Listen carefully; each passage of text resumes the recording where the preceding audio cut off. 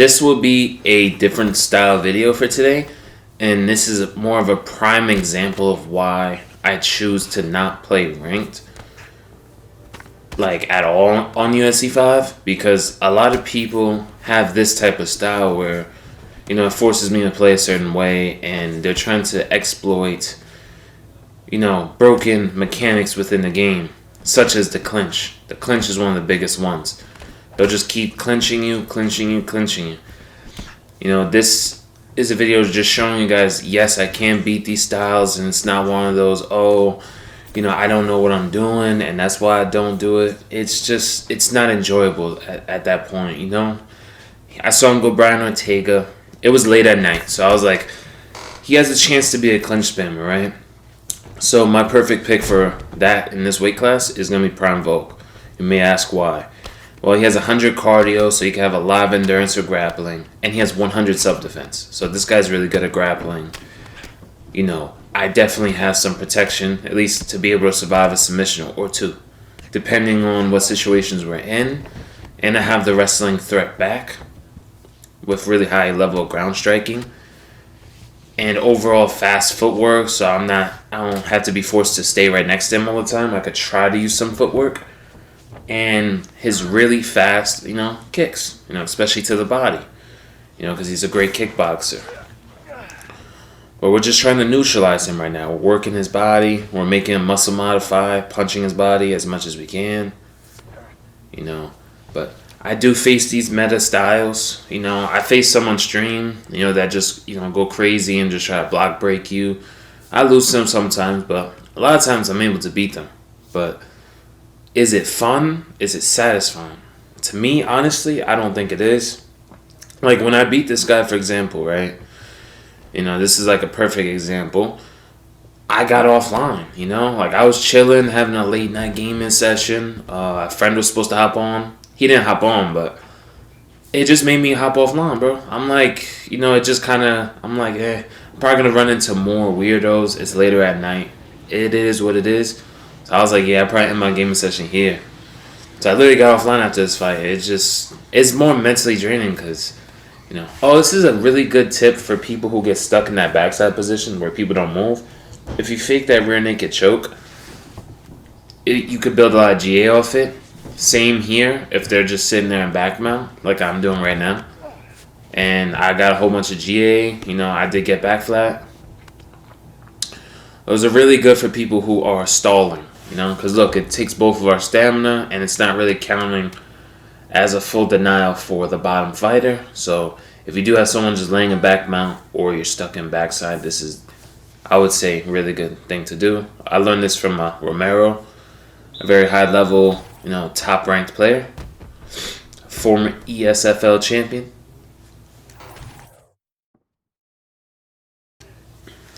But yeah, for the most part, the keys to victory against a lot of these guys is going to be like using that jab a decent amount to interrupt a clinch.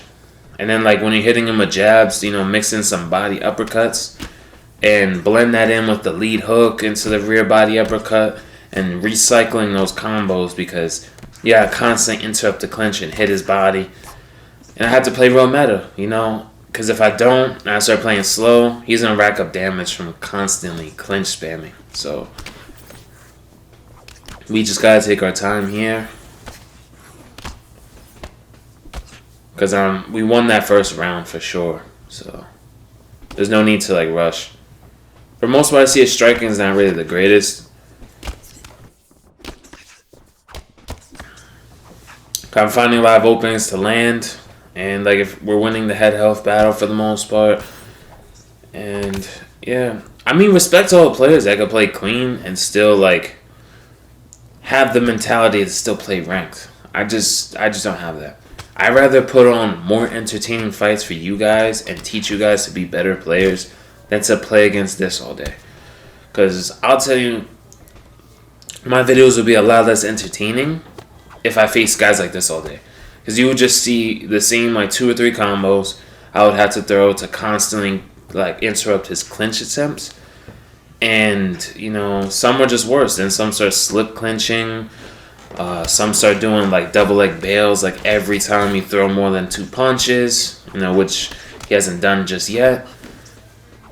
It's just a rabbit hole of exploits, Is it in the game? Yeah, but it's also when you're abusing something that has like very small or like no con at all. What I mean is when he reaches his hand out to clinch me, there's no vulnerability damage, right? So I can't really punish him like effectively enough to really like finish these guys early. So they get to kind of get away with it for a very long time, either until they get you down to the ground or they win the fight. We're trying to get this guy out of here. I'm like, man, this is probably my last one. I'm trying to get him out of here. But, we do got to be careful. He hasn't been on top with the grappling effectively just yet. And I don't really want to find out if he's really good at it. So I don't want to give him the opportunity to take us down. Especially because we're winning a lot of these striking exchanges. We got the stat advantage everywhere as far as in speed, move levels. That's another thing. I just did a pullback, right? And he pulled me out of my pullback head movement, which should be impossible. But the clinch tracks. Even sometimes when you're slipping, they can still grab your neck. But yeah, I mean, to me, this is just not entertaining at all. But I want to show you guys I could beat these styles, and I just want to show you guys why I don't play ranked. Once they fix these things up, hopefully in UFC 6 later this year, I will probably take like a month or so to practice and get really good, and then I'll step into rank on UFC 6 for sure. Even if it's not the perfect ideal ranked that I would still try. Because I would love to do like a road to Division 20 series for the next game. As far as Undisputed, never. Probably not for a long time. Probably like a good couple more patches. That game's a very hot mess right now. But just taking more time, finding our shots. He's trying to slip into the clinch a little bit, I believe so. So we're going to start kicking the body. And we're just trying to get through the block. Fortunately, I really have to play like this. But we just got to take our time, because if we start rushing, that's when he's going to find more windows to clinch us and just be, very annoying. But yeah, if I had to face styles like this all day, I don't know how guys like Nas and all of them do this all day. It drains, like, my wanting to play this game for the most part, I might say. Just taking our time, finding these shots. We're still winning these exchanges. We're interrupting him with the cross. Look at that. Nice jab, overhand, knocks him down bad. Look at that. We're able to finish him. Get him out of here. Now, this guy is a Division 20, and this is the exact opposite. This was relatively a good, clean fight. Now, if all ranked fights were like these type of styles where it's just like people playing the game like a normal person, I would love to play ranked. Maybe not all the time, I'm going to get beat up. I would probably want to take a break here and there. I mean, who doesn't? I'm not invincible. You guys see me lose on stream all the time. But sometimes, but if ranked was more like this, where people just play normally and just stick to their own style, I don't mind them throwing a little bit extra on the block. If you're not doing nothing too cheesy, I don't mind. Because this guy's not throwing 1,000-piece combinations, He's trying to work the body, He's trying to do a lot of different things. But this guy's a Division 20. And respect to him, bro. He was getting knocked down early, and he didn't really resort to anything cheesy at all, like a lot of these players do. I didn't really want to do it, like, all based on that last fight, I decided to treat you guys a cool, clean fight, Max Holloway versus Conor. Speaking about that, I will probably be doing a showcase on Conor McGregor Prime 205 soon. Probably tomorrow. This doesn't count, so don't worry. I'm definitely going to be doing that. I forget who asked for that, but we will be doing that. Along with Rampage and Mike Tyson. That's all we got left so far. But yeah, all of the advantages as far as in striking is pretty much on my side, besides some move levels on certain strikes. Like, he definitely has a better jab than us. And we have 100 punch speed, 100 accuracy, 100 power, 100 footwork. I mean, there's like no weakness in this man's striking game besides his cardio.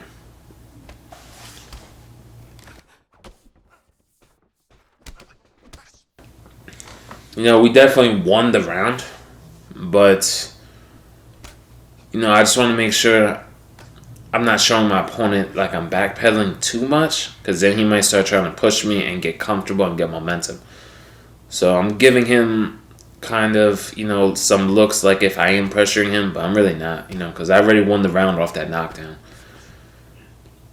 I just want to keep him thinking, you know, whether it be like these little calf kicks I'm landing and just the damage I've already done to him. You know, I just want to keep him guessing. That's what I want to do.